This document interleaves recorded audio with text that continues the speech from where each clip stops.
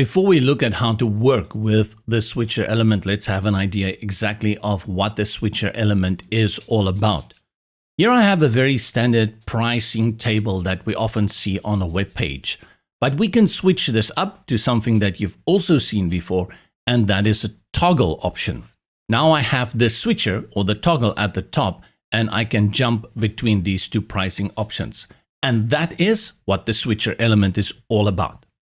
Back in the builder, and a quick word about the switcher element. Let's bring it in first from the add elements, and under essentials, we go down and we find the switcher over here. Click, hold and drag and drop it where you want it to go. As it comes in, it's actually very unassuming. What is important to understand about the switcher element is that it is a container element. It brings functionality in that it can switch between different content, but how that content is built out is exactly the same like we've been doing in the builder from the beginning. There is no rocket science here. Under tab 1, there is currently an icon by default, but I can bring in any element over here and I can build out complex structures here, like bring in columns, put text in those columns, put columns within columns. The world is your oyster in how you want to build that out. Then if I go to tab 2, I simply click on it, select it, and again, I can go ahead and style it out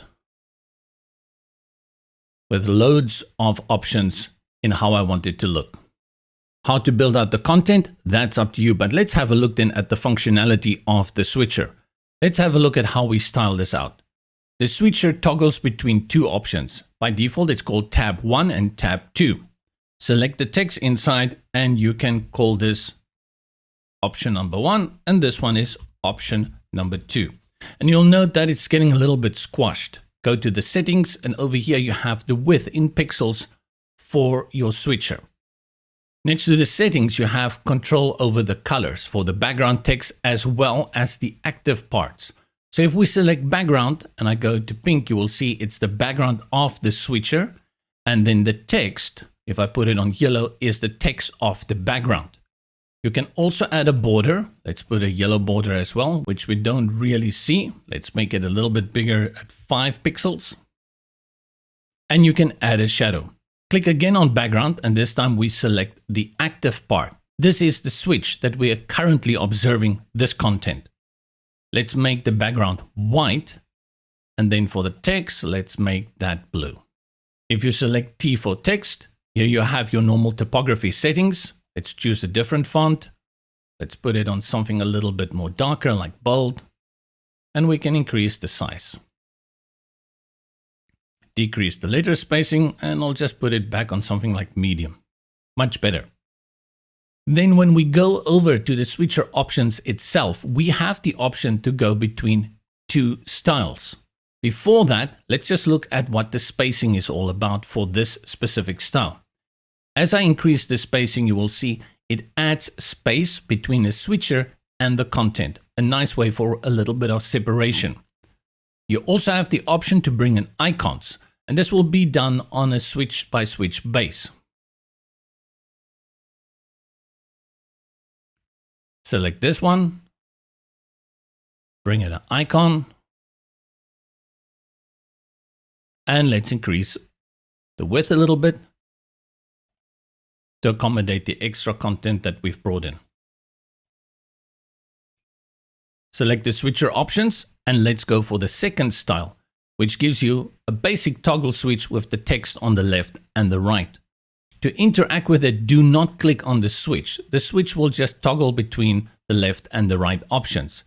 Click on the text. I'll first change the color because the text is not working at this moment. And for the border, I will just remove it. From the color picker, select none. Go back to the options. Again, we have the spacing that gives you that gap between the switcher and the content. And then you can add icons as well. What you will note though, is that the icons and the text that we added for the previous style does not appear here. I have to change the text here separately. So I'll call this one another version 1 and another version 2.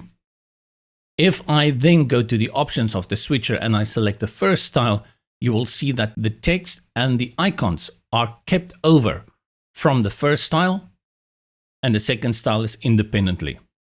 Apart from this, if you go to the bounding box options in the top right corner of the element, you will see that you have settings, the normal padding, margins, as well as duplicate and delete. If we switch over to responsive design, let's first go to tablet,